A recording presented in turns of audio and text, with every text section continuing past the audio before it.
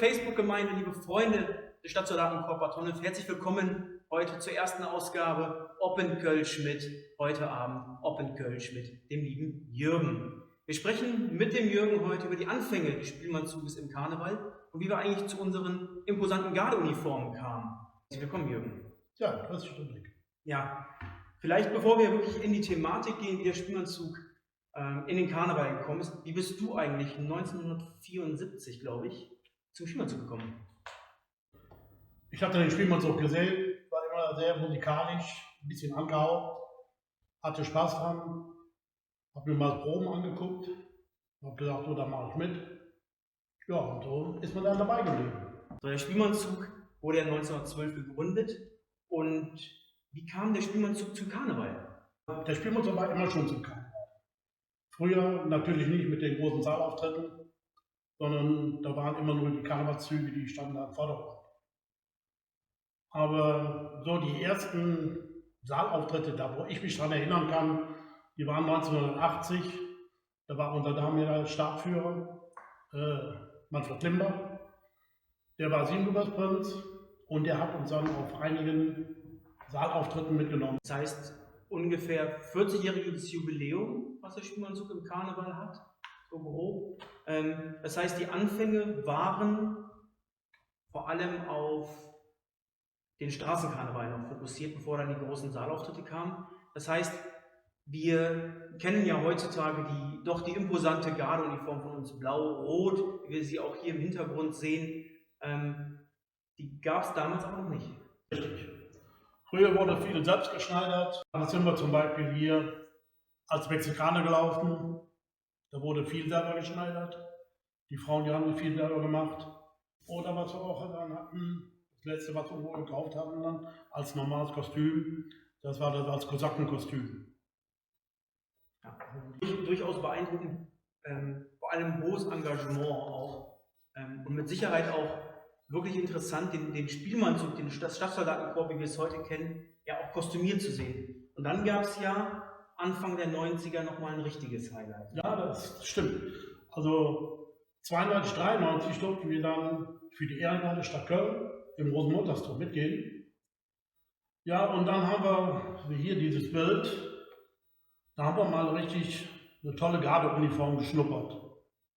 Wir wurden alle eingekleidet da und wir durften dann in der Gardeuniform der Ehrengarde Stadt Köln durften wir dann für die im Rosenmontagstor mitspielen. Das war natürlich eine tolle Sache. Das heißt, das hat euch wahrscheinlich so ein bisschen auch heiß gemacht, dann die eigene Uniform zu beschaffen. Wie kam es dazu? 1994 haben wir uns dann im Vortrag gesagt, wir kaufen uns die Gardeuniform. Und zwar dann in dem Blau-Rot-Weiß und in den Farben der Stadt Bad Honnef. Und so sieht sie dann aus. Das war dann das erste Foto, das wir dann gemacht haben in der neuen Gardeuniform. Das sind richtig starze Männer, man sieht den Stolz auch in den Augen. Ja, das da war kann man, glaube ich, auch heute noch bestätigen, auch jeder von euch, wenn diese Truppe ankommt mit 30, 40 oder zu Hochzeiten 50 Leuten, das macht was her in eigener Uniform. Das heißt, Uniformen wurden angeschafft und dann hat man sich ja auf den Karneval auch als Stadtsoldatenkorps, als Vertreter der Stadt Bad Honnef darauf fokussiert. Wie beurteilst du heute dann das Standing und auch die Rolle des Spielmannzuges des Stadtsoldatenkorps in Bad Honnef, aber auch in der Umgebung? Also man muss schon so sagen, unser Stadtsoldatenkorps jetzt wie das sich so aufgebaut hat in den Jahren.